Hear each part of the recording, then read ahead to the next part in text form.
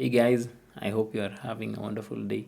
Today I'm going to explain to you about Bruxism and how it progresses from mild teeth grinding to becoming a coping mechanism, where you find yourself in this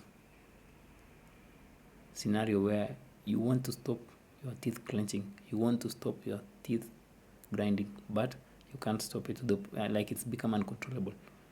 While it may start as more of a temporary physical response to stress, for many for many people this habit gets to the point where it's deeply ingrained and it becomes a psychological coping mechanism. So I'm going to explain to you how this progression goes from being a mild habit to it becoming a coping mechanism.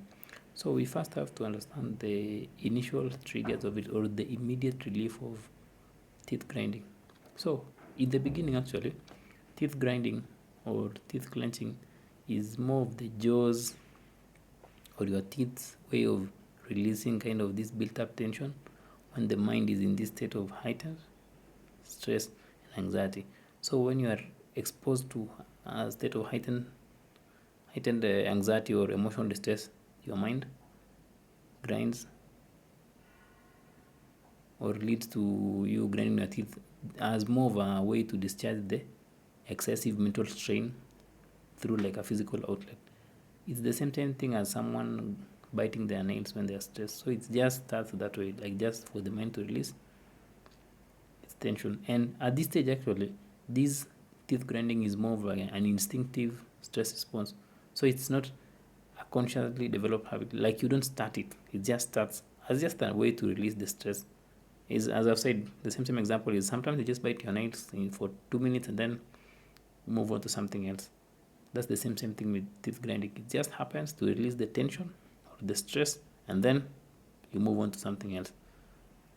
But now what happens is when that initial stress or that first instance which caused these emotional turmoil, when it is not properly resolved, it gets to the point where the mind associates any development of stress, or the mind associates any new stress with you picking that coping mechanism. Like to the mind now, because the stress which the initial stress which caused you to clench your teeth has not been dealt with, the mind now attaches that any stress which comes along will be dealt with through this teeth grinding.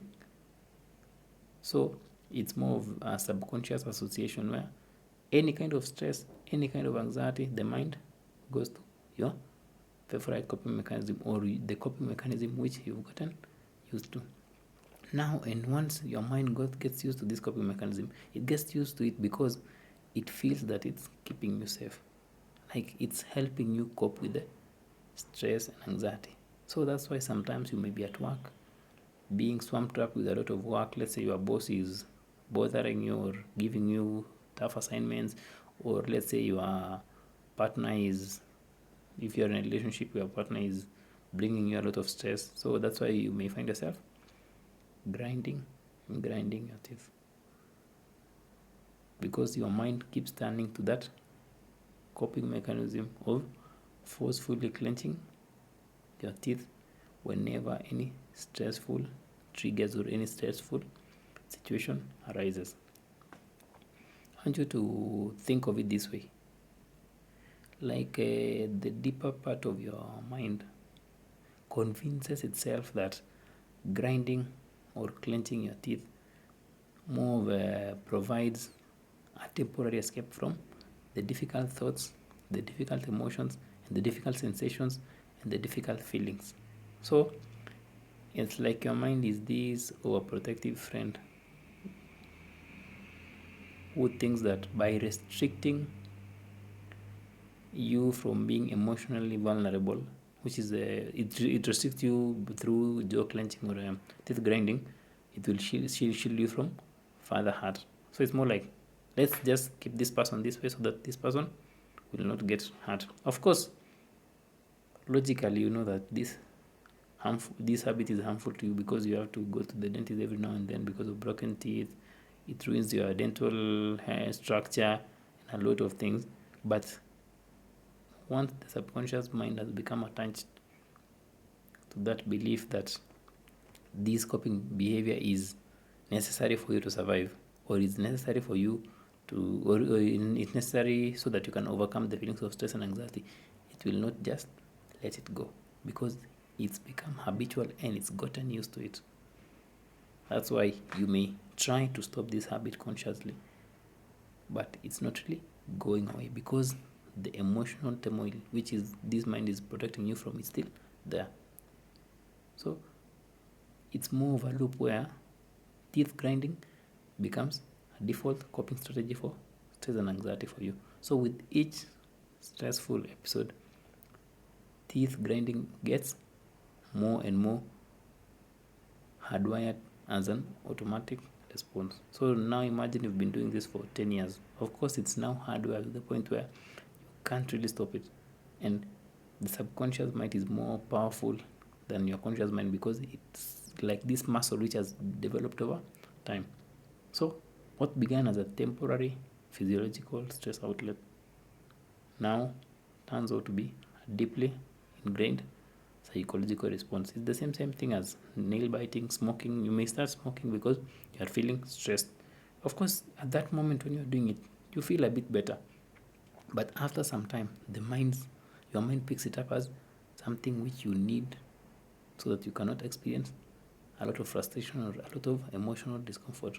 So it's like your mind now has conditioned itself that it needs this coping mechanism, even if it's unhealthy, as a way to find relief, even if it's counterproductively, like making your oral health or your overall well-being worse. No, to the mind it's like, at least I know this, and I know this is how this person has been handling stress. So to the mind, when something is predictable,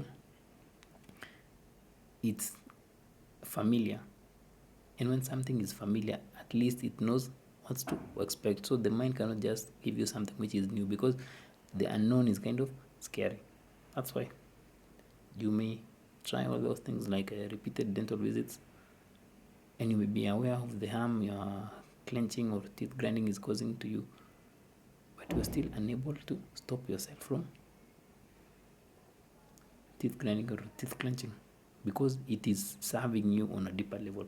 In fact, I worked with a client yesterday, and one of the questions I asked was like, what is this teeth grinding stopping me from seeing?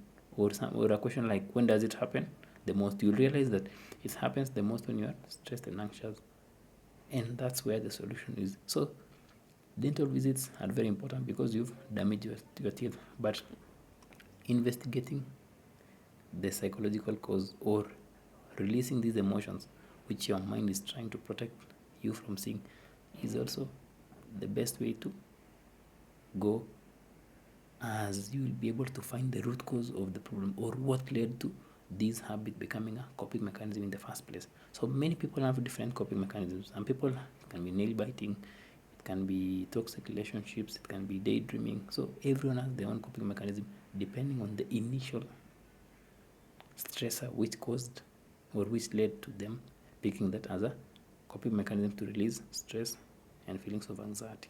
So dental visits are so important, because you've damaged your teeth, and it can provide you with a temporary physical protection, but true healing will require you to explore the root cause, or to deal with those unresolved emotions which are causing you a lot of stress or a lot of pain on a deeper level.